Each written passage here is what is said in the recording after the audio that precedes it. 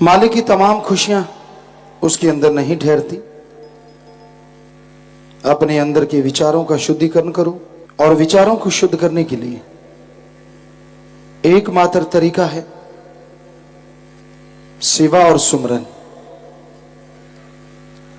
सेवा करो, सुमरन करो, तो विचार जो बुरे चलते हैं, नेगेटिव हैं, वो रुक जाएंगे। सेवा सुमरन से ऐसा आत्मविश्वास आएगा कि आपका ध्यान मालिक की याद में लगने लगेगा।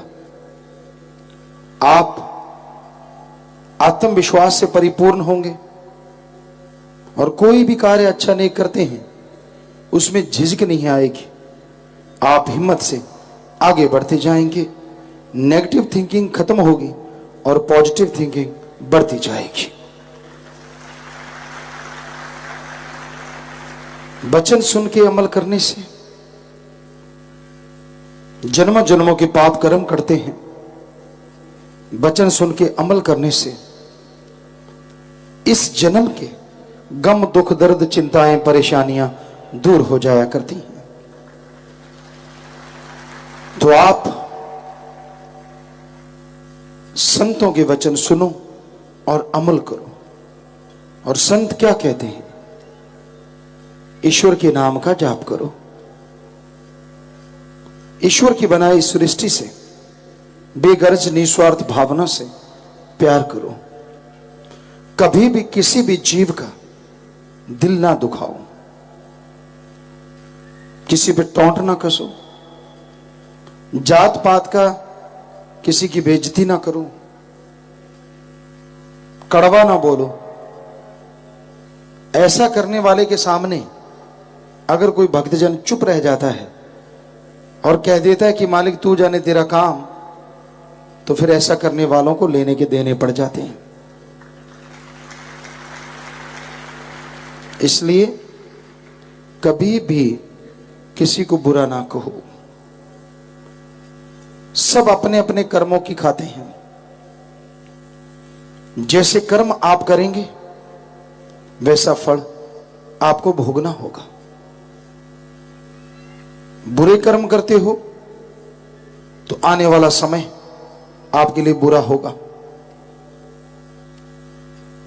बबुल के पेड़ बोने से उस पे आम नहीं लगा करते, सूलें निकलती हैं, कांटे आते हैं। और आग की जो अंबियां होती हैं, आग बो दो और सोचो कि आम खा लेंगे तो वो जहरीले होते हैं।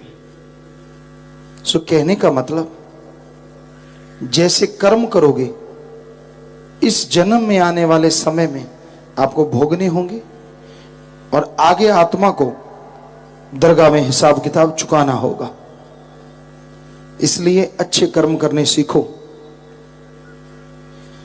अरे जिंदगी मिली है, कहीं यूं ही ना गुजर जाए। इसमें ऐसा कुछ कर डालो कि आपका जीवन एक मिसाल बन जाए, एक मशाल बन जाए।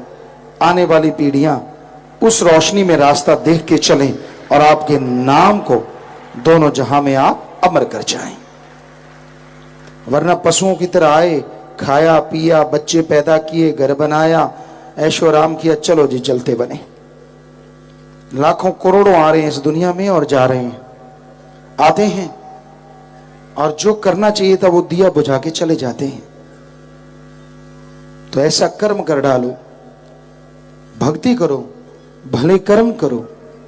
आज समाज में माना कि लोग स्वार्थी हैं, गर्ज को ही सलाम है। हमने तो 100% आजमाया है। गर्ज है तो अपने अपने रहते हैं और गर्ज नहीं, अपने पराये हो जाते हैं। आप मानो चाहे ना मानो, हम आपको गारंटी देते हैं ऐसा होते हम रोजाना ही देखते हैं। गर्ज सभी को होती है मां से। आप जरा ध्यान दे के देखो, जब आप नन्हे से थे, हम सब लोग छोटे, तो आदमी जब छोटा सा होता है, मां से फीड लेने की, दूध लेने की कितनी गरज होती है, चिल्लाता है, मां आके दूध देती है, पेशाब कर देता है, मां कपड़ा बदल देती है, बीच में टॉयलेट कर देता है, पोटी कर देता है, मां आके साफ कर देती है।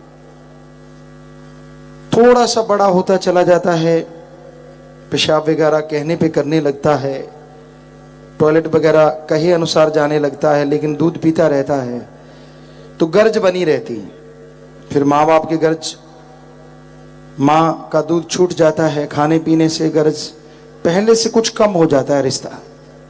माँ बाप से गर्जें, थोड़ा छोटा फिर बड़ा, खिलौने खिलाने ले लवा के, खिलौना मिल गया, भाग गया यार दोस्त मित्रों में, उनमें खेलता रहा। नया खिलौना लेना है, नए खिलौने लेने के लिए माँ बाप से बड़ा लाड लड़ाता है, बड़ा प्यार करता है। देखिए गर्ज का नजारा। माँ बाप ने कहा बेटा फिक्र ही ना कर, अभी ला देते हैं, बस एक दो किसी की, एक दो प्यार किए, ठीक है पापा मम्मी कहा, और फिर यार दोस्तों में।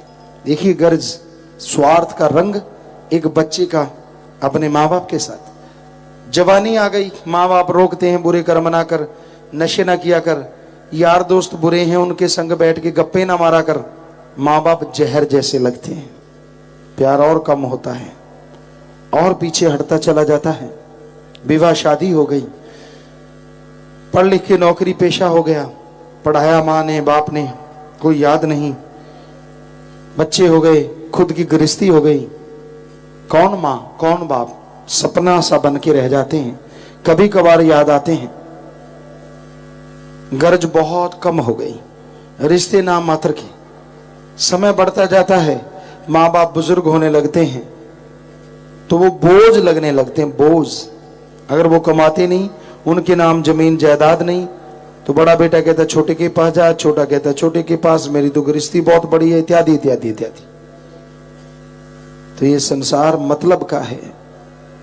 किसी का बाप नौकरी पेशा है, उसकी राज पहुंच है, तो बच्चे बड़ा सत्कार करते हैं, इज्जत करते हैं। करते तब हैं जब काम लेना होता है, वैसे तो यार दोस्तों में मशगूल रहते। तो ये देश काल का देश, काल की नगरी, स्वार्थ का युग, गर्ज का युग। यहां प्यारी तब जताएंगे जब कुछ लेना हो।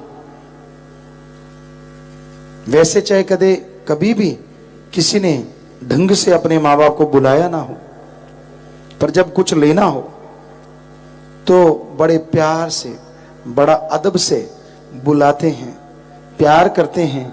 और यूं लगता है यार इतने अच्छे बच्चे, इतने प्यारे बच्चे हैं, माँ बाप से इतना प्यार करते हैं, और जैसे काम निकल गया तू कौन मैं कौन। ये है कलयुग। तो ऐसे में एक ऐसा है जो कभी भी आपको नहीं छोड़ेगा, कभी भी आपको दुत्कारेगा नहीं, और वो है अल्लाह वाहिगुरु सतगुरु मौला राम। उससे आप प्यार करेंगे, बेगर्ज मोहब्बत, चाहे आप कुछ मांगते भी रहेंगे तो भी वो आपसे मुंह नहीं चुराएगा। हर समय मां तो बच्चा बड़ा हो जाता है छोड़ देती है कि बड़ा हो गया अपने आप काम करे, पर एक गुरु, एक मालिक के लिए बच्चा कभी बड़ा होता ही नहीं। पता नहीं दुनिया की दलदल में कब फंस जाए, पता नहीं दोमट माटी के पानी गिरे हुए संसार में कब फिसल जाए, हमेशा वो उसको अपनी उंगली पकड़ा के रखता है और हर समय दया में रहमत से नवाजता रहता है।